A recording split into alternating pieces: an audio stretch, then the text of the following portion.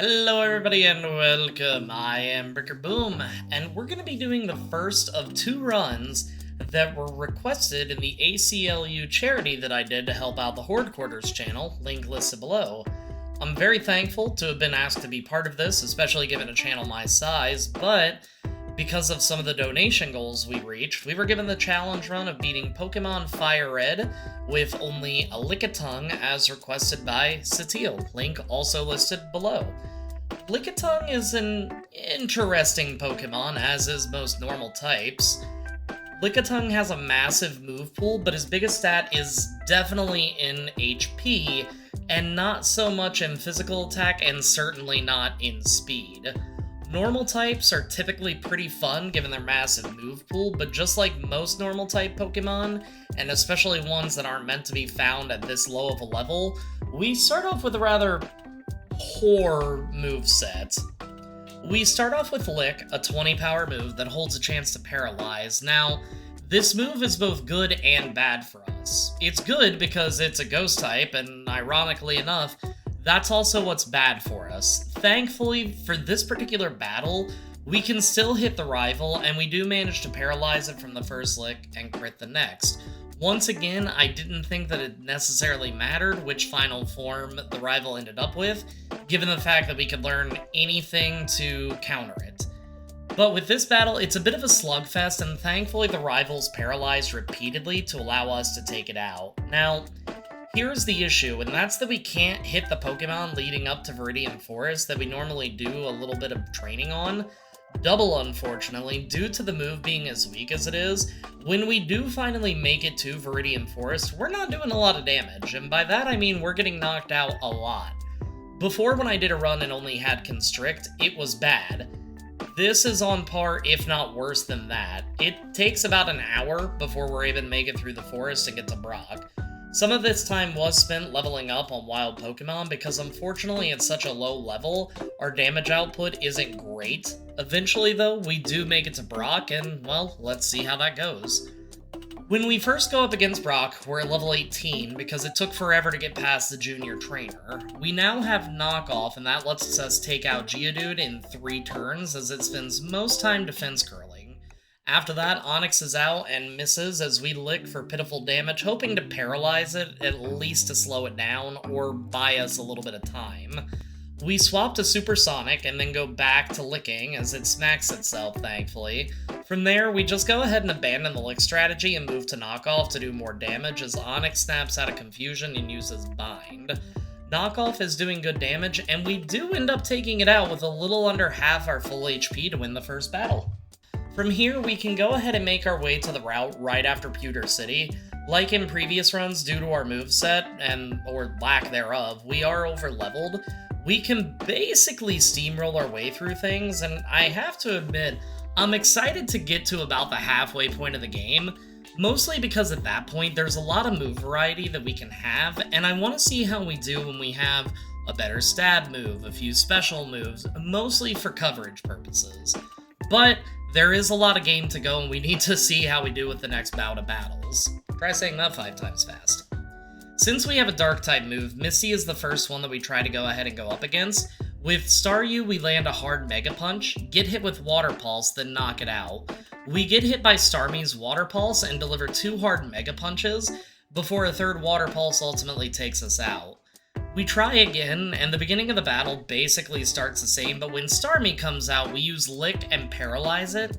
It remains fully paralyzed as we begin using Mega Punch to try and take it out.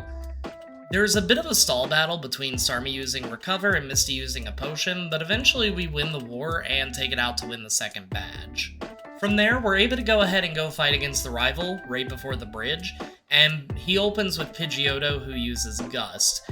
We use Stomp, taking it below half, get hit again before taking it out. When Rattata comes out, we take it to red with Water Pulse, then take it out. Due to learning Water Pulse, we can take out Charmander in a single hit. That was basically the plan. And then it's time for Abra, who we can just stomp to take out. With that, it wins us the battle and opens up some more game for us. We normally have a bit of a set order in how we do things, and I'm not really sure what made me decide to go ahead and take on Misty first, even with the dark move that we didn't even use, but I'm still glad that we did. It allowed us access to a powerful water move for the route ahead, and we tear our way through the following route, and even tear through some of the members on the ship. The good news is with the ship, we don't have to do too many additional battles aside from grab a couple items here and there. Overall, Lickitung is doing quite well after the first hurdle of the first badge, and I think as we get later into the game, it'll have a chance to shine due to its hefty HP pool and wide move selection, kinda like Snorlax. But let's go ahead and take a look at the rival fight aboard the ship. Pidgeotto's first and outspeeds naturally, but 2 Stomps quickly take care of it. Raticate is next, and we get Tail Whip, taking it to yellow with Water Pulse. It hits itself to red, and we take it out with Stomp. Kadabra is next, and we use another Stomp to take it out. Charmeleon is last, and once more Water Pulse saves us, and we take it out in one shot to win the battle. Grabbing Cut, we go ahead and fight Surge. Trash Can Puzzle, based off RNG, we get almost immediately, but I guess you probably would rather hear about the battle. Well, Surge first sends out Voltorb, and we get hit with Sonic Boom, and a Stomp lands a critical hit that I'm not sure mattered to take it out in one shot. Pikachu is up next and begins using Double Team as we land a Stomp to take it out in one hit, and thankfully don't have to deal with static. Last but not least is Raichu, who starts off by double teaming, and we land another Stomp to take it to yellow. Shockwave thankfully doesn't do a lot, and we do miss the next Stomp. Shockwave continues to hit, and I have to admit, I'm getting a bit nervous because we keep missing. We get brought down all the way to 28 HP before we can take it down, finally letting me sigh in relief. From here, the game begins to open up as we make our way through the Dark Cave and eventually into Lavender Town. The good news is we can grab ourselves a decent amount of upgrades in our moveset. We grab Return, Thunderbolt, and Ice Beam, which 3 out of 4 of those will likely be our final move if I had to guess. Water Pulse is the only move that I feel like I will later have to replace just because it does fall off towards the end of things. From there, we can go ahead and start making our way through the casino, and all too soon it's time to square off against Giovanni. The first battle against Giovanni is he holding a Master Ball? Anyway, Onix is first and we get hit with Bind before firing back with Water Pulse. Next up is Rhyhorn, and we hit another Water Pulse to take it down as well. Kangaskhan is last, and we get hit with a soft attack and use Ice Beam. Bite misses with Thunderbolt, and it's definitely doing more. We do get bit and flinch, but manage to take it to red and get hit with Mega Punch before taking it down and leveling up in the process. With that out of the way, we can go ahead and fight Erica, who I don't imagine will be too much trouble for us. Victory Bell is first and poisons us, which is fine because now we can't be paralyzed, but we do retaliate and take it down with one Ice Beam. Tangela meets the same fate, and then finally Vileplume also goes down to a single shot to go ahead and win us the battle. After that, we can head back to the rival, and he starts off by sending out Pidgeotto, per usual, and we use Thunderbolt to take it down. Gyarados is also a one-shot, but Thrash does hit us first. After that, it's the Scrambled Eggs who go down to a single Ice Beam, and Kadabra disables Ice Beam, which is fine, because we're using a physical attack in return to take it out.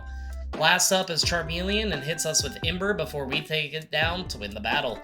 The rest of the tower isn't much to talk about as usual, but that's certainly no surprise given our level, moveset, and the fact that it's basically a side mission. The rest of the game has essentially opened up to us, and now we have 2 paths ahead, and if one turns out to be harder than the other, we have at least a good place to level up if needed. We make our way to Fuchsia, and let me tell you, after spending an hour plus in the Safari Zone with our last challenge, make sure to check that out, just trying to find a Chansey, this was wonderful. We make our way through all that and then head to Koga's gym. With Koga, he first sends out Coughing, and it's time to see how we do. We open up with Thunderbolt and take it to red as we get hit with Sludge. Koga potions up and we use Return to basically test damage, and it does far less than Thunderbolt. Switching over to that, we finish it off. Muck is next and we use Ice Beam as Muck minimizes. It continues to minimize and we're thankfully still landing hits somehow, and it is sludging us. Unfortunately, it poisons us right before we take it out at 50 HP. Not great. With the Coughing, we use Thunderbolt to take it to red, and the next Sludge and Poison damage takes us down to 2 HP, and then after that, it's over. So here's where something funny happens. We head to Sylph to level up, and for some reason or another, I don't decide to save at any given point, and because of an unlucky crit and poison damage, we restart our game at a reflex, and we are right back at Koga. So with that, I just kinda say screw it and immediately try again. We take Coughing down with Ice Beam, and we end up getting exactly what we need with Muck and freeze it immediately. And from there, even through a heal, it stays frozen until it goes down for a crazy amount of turns. Coughing smoke screens us, but it doesn't seem to affect us because we keep hitting and we take it down. When Wheezing comes out, it smoke screens us again, and we still manage to hit it over and over. We do get hit with Toxic, but thankfully we don't get punished as we land a few more hits to take it down and win the badge. Not exactly the way I had planned, but at the end of the day, a win is a win, right? And again, this is why I try a battle so many times, but apparently I need to make my way to a different city, lose, restart, and then try again. Heading back to Saffron and saving 110 times just to be sure, we make our way through Sylph. I don't spend too much time fighting many of the rockets because frankly, I want to see how we do against the rival with our current level. The fight is rough now that the rival has a mostly evolved team, and he begins by sending out Pidgeot that uses Wing Attack. We retaliate with Thunderbolt and don't take it out. Another Wing Attack lands and we do take it out, thankfully. Gyarados is next and uses Bite, and we use Thunderbolt for a clean one-shot. Things are getting a bit scary now. Charizard is next and we get hit hard with Flamethrower. We retaliate with Thunderbolt to take it to below half, and then the next Flamethrower takes us out. Take 2. Pidgeot is first and opens with Wing Attack, and it takes 2 hits to take it down, and Gyarados goes down in 1, but this time lowers our defense rather than attacking. Flamethrower is still doing a lot, but this time we get a critical hit to take it down in 1 hit. From there, Execute is a one-shot with Ice Beam, and Alakazam only uses Calm Mind as we smack it hard with Return. It does set up Future Sight for some reason, and we can take it down. I was honestly half expecting to need to try this a dozen times, but I'm not gonna complain about a second try victory. Now, here's the thing that I did not expect. Giovanni is absolutely wrecking us. Between Nidoqueen double kicking, poisoning us due to Poison Point, we're just not able to get past this. So rather than waste time trying, we train up on some of the grunts around the tower, pick up some vitamins, and also replace Water Pulse with Surf, since the damage output is so much better. At level 51, we try again, and Nidorino hits us with Horn Attack and Poison Sting, but goes down to 2 Surfs. Nidoqueen uses Tail Whip rather than Body Slam, thankfully, so we can take it down with a couple Surfs. As Kangaskhan comes out, it uses Rage, a weak move overall. Awful in Gen 1, just horrible. Anyway, then hits us with Tail Whip. From there, we get wrecked by Mega Punch, but we do survive and take it out. Rhyhorn is thankfully slower than us, so we do manage to grab a slim victory from Giovanni and finally get to move on, heading immediately to Cinnabar. Blaine starts off with Growlithe, and our main strategy is to basically surf and hope. Unfortunately, it hits us with Fire Blast before we take it out. The same thing happens to Ponyta. With Rapidash, we're not doing just enough damage, and after 2 potions, we just get taken out by Fire Blast. Ultimately, we're not doing enough damage and taking far too much from Fire Blast, so we end up leveling up some. As always, Growlithe and Ponyta are both a one-shot. The unfortunate thing is that Ponyta still outspeeds us and can hit us with Fire Blast before going down. Rapidash doesn't hit us this time around, so we have a good amount of HP to spare for Arcanine. Fire Blast takes us all the way down to 1 HP before a final Surf takes it down to win us the badge. Now this is a first for me, and I don't know how I did, but in my haste to make it to Blaine, I actually forgot to face Sabrina. I went to Viridian Gym, knocked repeatedly on the door wondering why nobody was home, before flying back to Saffron to correct my mistake. Sabrina starts off with Kadabra, and we take it out with Return as it sets up Calm Mind. Mr. Mime sets up a barrier, we hit it once, it then uses Baton Pass to Venomoth, who we can take out with Thunderbolt. A weakened Mr. Mime comes out and goes down to Return, and then Alakazam goes down to a single Return. After that, that's when we can head to Viridian City and try our fight against Giovanni. When Giovanni sends out Rhyhorn, we can take it down with Surf. Nidoqueen is next and uses Earthquake, and we take it to red as Giovanni heals up. We then get a favorable damage range and take it out next shot with Surf. Nidoking also goes down to one shot, and next up is Dugtrio. It very obviously outspeeds us and uses Earthquake before going down. Then finally, we're able to take out the last Rhyhorn and are able to move on to the last part of the game. With the pre-Elite Four rival, Pidgeot uses Feather Dance and we take it out in a couple Thunderbolts. Rhyhorn goes down to a single Surf and the eggs are down to Ice Beam. Alakazam goes down to half with Return, disables it, and then we finish it with Surf. Gyarados is up next and uses Rain Dance as we use Thunderbolt to take it out. Thankfully, this prevents Charizard from using Flamethrower and it uses Slash instead. It does manage to still bring us down to 22 HP, but with 2 Thunderbolts, we're able to finish it off and move on to the Elite Four pretty easily. It's an easy trip through Victory Road, and then in no time at all, it's time to try against Lorelei. Lorelei starts with Dugong, who does a decent chunk with Surf. We do a couple Thunderbolts and manage to paralyze it before Lorelei heals up, but we do end up taking it down.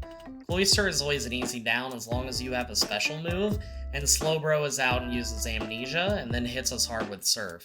We do take it down, but as Lapras comes out, it outspeeds and immediately takes us down.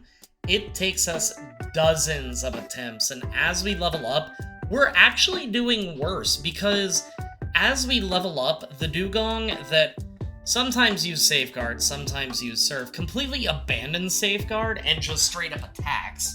So by the time we get to the Lapras, we're usually in worse shape, and sometimes we're not even able to make it that far. More often than not, the Slowbro is what's taking us out. By the time we get all the way up to level 80, we're able to go ahead and try for a real attempt. And yes, I tried using Thunder, but guess what? It's inaccurate and it doesn't hit. Thunderbolt takes Dugong to red, Lorelei heals up and we take it back down to red. Surf has done a little bit of damage and we do end up taking it out. Cloyster sets up Spikes, which is honestly the best case scenario for us, and we can take it out. With Slowbro, we can take it to red, it sets up Amnesia, and we can take it out next turn since Lorelei spent time healing up previously. Lapras is out and hits us with Ice Beam. We hit it with Thunderbolt, taking it to berry range and paralyzing it. The paralysis allows us to outspeed and take it down with the next attack. Jinx is last and puts us to sleep, but we do wake up before too much damage can be dealt and take it out with Return, finally letting us move on. Time to see how we do against Bruno, especially given the fact that he has a strong type advantage. With Onix, we outspeed and take it down with Surf, and then 2 Sky Uppercuts from Hitmonchan immediately take us out. We do have to level up more because, once again, we're getting absolutely wrecked. After we level up, Onix goes down the same each time, being taken out pretty quickly by Surf. Now that we've leveled up, we can actually survive 1 or 2 fighting moves a little bit better. Both Hitmonchan and Hitmonlee both outspeed and both attack, but a single Return is doing enough to take them out. When Machamp comes out, we deal a critical hit Return to take him out. Most attempts at 85 ended with a wrong side of the bed cross chop. With him being out of the way, we shrug off an Earthquake, surf the last Onix, and take the victory. Now we can go ahead and try Agatha, who sends out Gengar, who begins double teaming. We use Ice Beam and thankfully still hit to take it below half. We get hit with Confuse Ray, but break through that and take it down. Next up is Golbat, and we use Thunderbolt as Air Cutter does a small chunk of damage. We unfortunately hurt ourselves, allowing Golbat to attack us again before Thunderbolt takes it out. Next up is Arbok, who uses a Sludge Bomb and poisons us.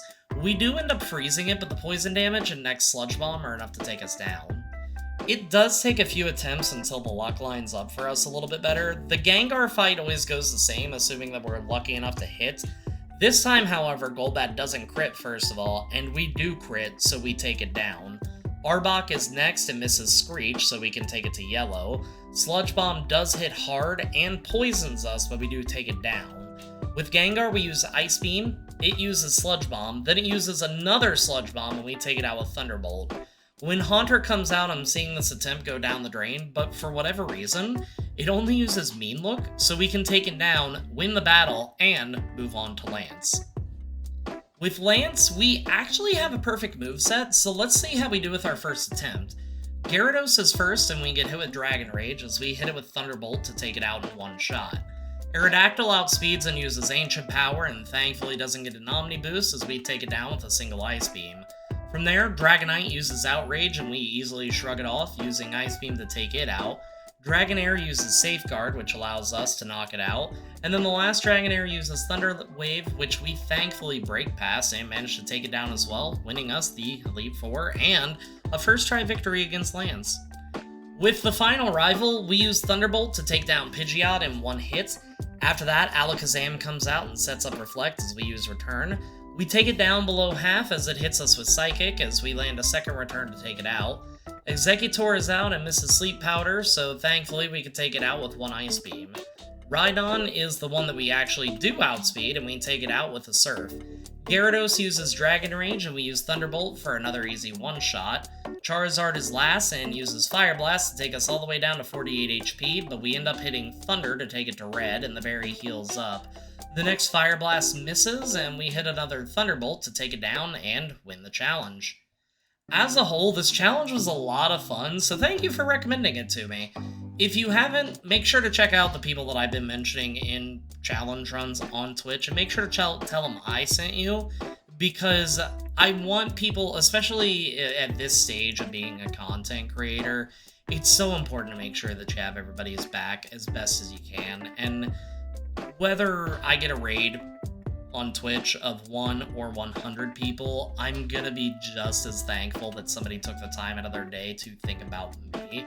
But moving back into the video, this challenge wasn't too bad after we made it past the first gym. And for me, I love the moves that a normal type Pokemon can have. With any luck, next week we will be doing a Growlithe to Arcanine run next in Heart Gold, so I'll have to get started on that right away, but I do have, at the time of recording this, jury duty in 7 days. So, as always, if you like the video, even if you didn't like the video, think about hitting that like and subscribe button, because it really does help me out. And until next time, everybody, peace out.